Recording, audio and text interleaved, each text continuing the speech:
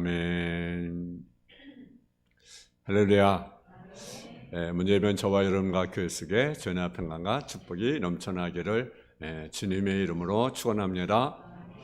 오늘 누가복음 22장 14절에서 20절 말씀을 가지고 성만찬의 의미가 무엇인가라고 하는 제목의 말씀을 가지고 말씀을 전했습니다. 행복과 아름다운 삶을 위하여 우리 삶 가운데 반드시 중요한 것들이 있습니다. 그것은 기쁨, 평안, 만족, 보람, 감격 같은 것들이며 또 그와 같은 것들에서는 삶의 여유와 삶에서 오는 그런 너그러움 그리고 온유함 그리고 사랑과 겸손 같은 것들입니다.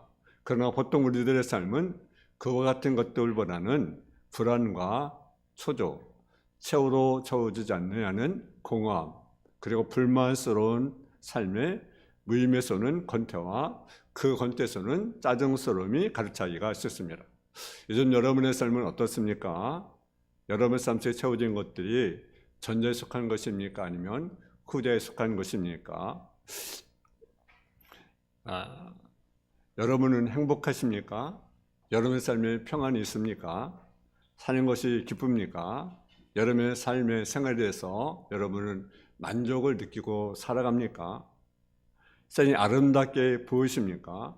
세상이 아름답게 보일 여유가 여러분에게 있으십니까? 그 삶의 여유에서 우러나오는 너그러움, 사랑이 여러분에게 있으십니까? 혹시 여러분은 기쁨과 평안 그리고 만족한 삶의 보람을 상실한 채 떠들리며 짜증스러운 삶, 무겁고 힘든 삶을 살아오고 있는 아닌지. 만약 여러분의 삶이 그렇다면 그 이유가 무엇이라고 여겨집니까? 내가 가난하기 때문에, 내 삶이 어렵기 때문에, 내 삶이 실패했기 때문에 여러분 그렇다고 여러분 여겨집니까? 좋은 일이 없어서, 좋은 사람을 만나지 못해서, 그러지 못한 일, 사람들을 만나기 때문에 생각합니까? 그것은 옳지 못한 생각입니다. 우리 삶이 행복하지 못한 것, 또 만족하지 못한 이유는 한 가지가 있습니다. 그것이 뭐냐면 주님을 깊이 만나지 못하기 때문입니다. 주님을 깊이 만났다고 한다면 우리는 어떤 상황이든지 우리는 행복하고 보람을 느끼며 뜻있는 삶을 살아갈 터인데 우리가 주님을 깊이 만나지 못하니까 내 삶에 여유가 없고 행복을 느끼지 못하는 것입니다. 우리가 하나님 제대로 만나지 못하기 때문에 그런 것입니다. 하나님 만나지 못한 사람은요, 세상 어떤 것을 만나도 어떤 것을 누려도 행복하지 못하며 하나님을 만난 사람은 세상의 것들을 제대로 만나지 못해도 행복에 산다는 것을 우리가 알아야 됩니다. 우리 주위에는 세상적으로 풍요롭지 못하고 형통하지 못하고도 불구하고 외서 말한 것 같이 복된 삶을 사는 사람들이 많이 있습니다. 그와 같은 삶을 사는 것은 남보다 부유하기 때문도 아니고 남보다 높은 데 있는 것도 아니고 저들이 그와 같은 삶을 사는 이유는 무엇입니까? 단 한 가지, 하나님을 만나서 거듭났기 때문인 것입니다. 하나님을 만나 거듭난 사람은요, 그 삶이 천막이든지 궁궐이든지 어딘지 뭐가 됩니까? 하나님 나라가 되는 것입니다. 그리고 저들이 그와 같은 삶을 살게 것은 하나의 이유는요, 그 마음과 삶 속에 예수님을 주로 모셨기 때문인 것입니다. 저는 그 고백과 간증을 믿습니다. 그 믿음을 가지고 살아가는 여러분에게 담대히 말씀을 드릴 수 있습니다. 그것은 사랑하는 교우 여러분들이 하나님을 만나기 전에는 세상 어떤 것을 만난다 할지라도 기쁨과 만족과 행복이 없다는 사실이죠. 우리가 평생 신앙생활하는데도 여러분 속에 기쁨이 없고 평안이 없다면 그것은 교회는 다녔지 아직도 하나님을 제대로 만나지 못한 증거인 거라는 거죠. 여러분 하나님 저 만났다 한다면요, 우리는요 늘 기쁘며 우리가 살아갈 수 있다라는 거죠. 여러분 세례를 받고 기쁨을 받아 봉사는 하지만 여러분의 삶이 늘 공허하고 허전하다면 무세는 받았지만 불세를 받지 못했기 때문인 것입니다. 교회 안에서 하나님을 만나지 못하고 그저 교회 생활을 하는 것은요, 자칫 잘못하면 자기가 하나님을 만나지 못한 사실이라는 사실을 모를 수 있다는 사실이죠. 제가 오래 내가 생활했기 때문에, 오래 교회에서 신앙생활했기 때문에, 내가 계속 봉사하기 때문에, 여러분 내가 헌금하기 때문에 여러분 하나님만 따고 착하기 쉬운데요, 그것은 위험한 일이라는 사실이죠. 많은 사람들이 이런 착각 속에 우리가 살아간다라는 거죠. 그것은 교회 생활은 하지만 그것은요 신앙생활이라고 할 수가 없다라는 거죠. 여러분 신앙생활은요 교회 생활도 포함하지만 교회 생활이고 신앙생활을 포함하는 것은 아닙니다. 사람은요 모든 사람은요 누구를 만나야 됩니까? 하나님을 만나야 합니다. 그래서는 우리가 하나님을 우리가 간절히 찾아야 됩니다. 물과 성령 거듭난 삶을 우리가 사모해야 됩니다. 주님과 동거하는 삶을 우리가 꿈꿔야 합니다. 그런 욕심과 꿈 없이 예수를 믿는다는 것은요 잘못된 것입니다. 하나님은요 우리의 생명이십니다. 우리의 기쁨이십니다. 하나님 우리에게 평안을 줄 수 있는 유일한 분이십니다. 우리는 그분을 우리가 만나야 된다는 거죠. 하나님 만나면 우리 삶이 결려 있습니다. 우리 하나님을 만나야 합니다. 그러나 불행한 것은 우리가 하나님을 만날 수 없습니다. 왜 그렇습니까? 그것이요 죄라는 거죠. 죄를 가지고는 하나님을 만날 수가 없는 거죠. 지은 하나님을 만났어. 죄와 불의에서는요 빛이신 하나님을 앞으로 나갈 수가 없습니다. 우리가 하나님을 버리고 떠났기 때문에 우리가 하나님을 반역하고 하나님을 우리 삶을 쫓아내고 우리 스스로 자신이 하나님이 되어서 자신의 욕심에 따라 함부로 살기 때문에 우리가 하나님께 나갈 수가 없는 것입니다. 우리 삶 속에 가득 있는 온갖 죄악들이 우리를 하나님 앞에 나가지 못하게 하고 있는 것입니다. 죄는요 하나가 우리 사이에 있는 희장입니다. 담이라는 거죠. 이 죄의 문제를 해결해야만이 하나님께 나갈 수가 있습니다. 그리고 하나님께 나가야만이 만날 수 있고 하나님 만나야만이 우리는 구원을 얻을 수가 있는 것입니다. 근데 이 죄의 문제는 세상에 어떤 것으로도 해결할 수가 없습니다. 누구만 해결할 수가 있습니까? 주님만이 해결할 수가 있습니다.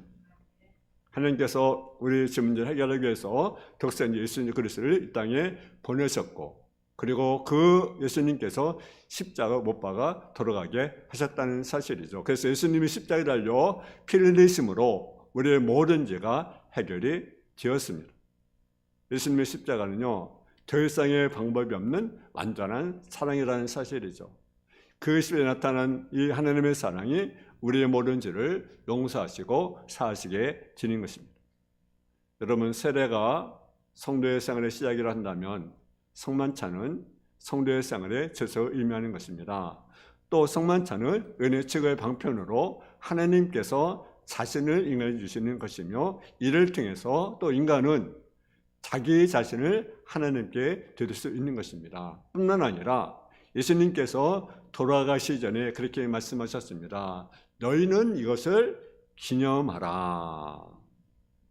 성찬은 주께서 친히 가르쳐준 예식으로 가장 구체적인 감사하며 그리스도를 기념하는 것입니다. 그 시간에 그리스도의 복종함을 다짐하고 성령의 임재를 통해서 마음문을 열게 되며 성도의 참된 교제를 체험할 수가 있습니다.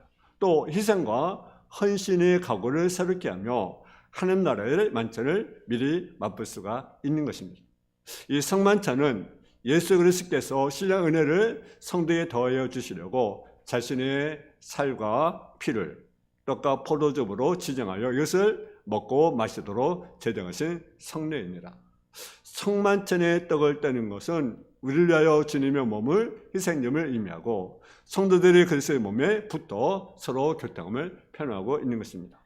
또 포도주를 마시는 것은 주님께서 우리의 죄를 씻어주기 위하여 보혈을 흘리신 것을 인식시켜 주는 것입니다. 그리고 이 예식은 주님이 오실 때까지 그리스도에서 거행되어야 하는 예식입니다. 예수님께서 십자가에 죽기 전에 저들과 율절 식사를 하셨습니다. 예수님께서 율절 식사를 통하여 저들에게 자신을 십자가에 죽으시며 죽으심의 의미를 가르쳐 주었습니다. 그리고 떡을 떼어 주시며 또 잔을 나눠 주시면서 이렇게 말씀하셨습니다. 이 떡은 내 살이다. 이 잔은 내 피다. 여러분 사람은요 무엇으로 구성되어 있습니까? 몸은 살과 피로 되어 있습니다. 그러므로 예수님의 살과 피를 상징하는 떡과 잔을 마시게 되면 예수님의 몸을 먹게 되는 것입니다. 예수님의 말씀은 이런 의미인 것입니다. 7억 예술 백성들이 광야에서 뭘 먹었습니까? 만나를 먹었습니다. 만나. 이 만나를 먹고 죽을 수밖에 없었던 백성들이 살게 되었습니다. 그리고 이 만나를 먹음으로 인해서 멀리 있던 미래의 가나안 땅에 복을 받게 되었습니다. 이처럼 만나는 구원받는 사람에게 주어졌고 구원받는 사람들은 이 만나를 먹음으로 생명을 유지하다가 가나안 땅의 복을 얻게 되었습니다. 근데 오해하지 말 것은요, 이스라엘 백성이 산 것은요, 만나 그 자체가 능력이 아니라 만나를 주신 하나님의 은혜로 살게 되었다는 사실입니다. 이처럼 눈에 보이는 물질, 만나 이것을 먹고도 생명을 유지하는데 예수님의 쌀과 피를 마시게 되면 이것은 그보다 더 큰 능력과 은혜가 있다는 사실을 우리에게 말씀하고 있습니다. 초대교회는요, 매 주일마다 성찬 예식을 행했어요. 매 주일마다. 우리는 이제 보통 이제 한 번, 두 번 이렇게 성찬식을 오늘날 교회들이 행하고 있는데 초대교회는 매 주일마다 성찬식을 행했습니다. 감리교 창시자인 웨슬리 목사님도 그렇게 말씀을 했습니다. 예배 때마다 성찬이 진례되어야 된다고 강조하고 있습니다. 특별히 오늘 성찬식을 앞두고 본문을 중심으로 성찬의 은혜를 나누고자 합니다. 그래서 성만찬은요, 우리를 위해서 십자가에 죽으신 예수 그리스도의 죽음을 기념하는 것이라는 거죠. 기념한다는 것은요, 잊지 않고 생각한다는 것입니다.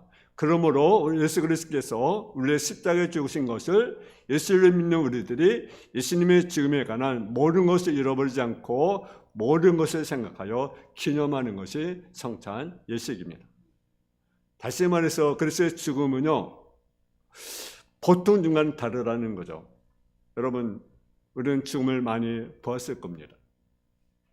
근데 예수님의 죽음은 그냥 물 씻고 지나칠 수 있는 그런 죽음이 아니라 나와 중대한 연관이 있는 의미심장한 죽음이기 때문에 기억하고 기념해야 된다라는 거죠. 여러분, 사람들은요, 부모가 죽으면 어떻습니까? 세상 사람들은 제사를 지냅니다. 우리 믿는 사람들은 추도식을 거행을 합니다. 이와 같이 우리를 위해서 십자가에 죽으신 주님의 죽음을 기념하기 위해서 우리는 포도주와 떡을 나누며 우리의 피 흘리시고 몸을 죽으신 예수님의 죽음을 기념하게 되는 것입니다. 그리고 우리가 기억할 것은 예수님의 죽음의 의미가 무엇인가를 살펴봐야 된다는 거죠. 예수님의 죽음은 예정되었던 죽음으로 인간을 제게 사랑하실 하나님의 계획이었다는 사실이죠. 창세기 3장 15절에 보게 되면 내가 너로 여자와 원수가 되게 하고 네 후손도 여자 후손과 원수가 되게 하리니 여자 후손은 네 머리를 상하게 할 것이요 너는 그의 발꿈치를 상하게 할 것이라 하셨는데 이 말씀의 여자 후손은 바로 누구를 가리킵니까? 십자가 주신 예수님을 가리킵니다. 또 예수님의 죽음은 힘이 없어 죽은 무기력한 죽음이 아님을 우리가 알아야 됩니다. 주님의 죽음이 당시 시기한 무리들에서 죽으신 것이 사실이지만 그 원수들보다 힘이 약하기 때문에 죽으신 것이 아닙니다. 예수님이 죽으셨습니까? 예수님 죽으시는 것이 하나님의 뜻이었고 예수님의 죽음을 저희들이 뭘 주게 하는 과정입니까? 우리에게 구원을 주게 하는 그런 과정이라는 사실. 그래서 자원하는 죽음이라는 거죠. 그리고 예수님의 죽음은요, 자신의 죄 때문에 죽은 것이 아니라는 것을 기억해야 됩니다. 인간은 왜 죽습니까? 죄로 인해서 죽었습니다.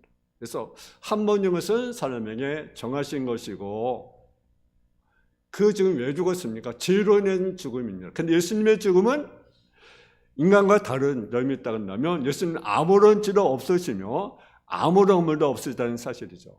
그래서 요한일서 3장 5절에 보게 되면 그가 우리의 죄를 없애려고 나타낸 것을 너희가 안 하니 그에게는 죄가 없느니라. 죄가 없으신 주님께서 나의 죄 때문에 죄를 지셔서 그 무거운 십자가를 지시고 그 당시 가장 첫째 모습으로 죽으신 것입니다. 그러므로 나의 죄 때문에 죽으신 주님, 내가 바랄 죽음의 고통을 대리는 받으시고 십자가에 주신 주님을 성만찬을 통하여 우리들이 죄를 회개하면서 기념하게 되는 것입니다. 그리고 예수님의 죽음은요, 세상죄, 곧 나의 죄를 위한 죽음임을 기억해야 됩니다.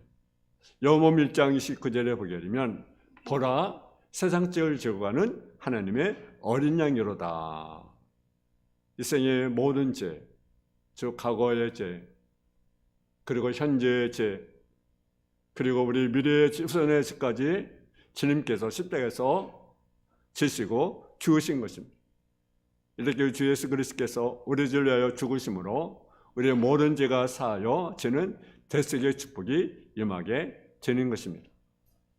두 번째로 성만찬은 대속의 은혜로 오는 하늘의 신령 복음을 잊지 아니해야 됩니다. 어떤 축복이 주어집니까? 하나는요, 하나님과 화목하는 축복이 주어집니다. 에베소 2장 10절에 보게 되면 또 십자가로 이 둘을 한 몸으로 하나님과 화목하게 하려 하십니다. 원수인 것을 십자가로 소멸하시고 우리는 하나님 앞에 범죄함으로 하나님과 원수가 되었습니다. 그리고 죄인된 인간은 거룩한 하나님을 만날 수 있는 길을 잃어버리고 만 것입니다. 그런데 이 문제를 예수님께서 십자가에 죽으심으로 해결해 주었습니다.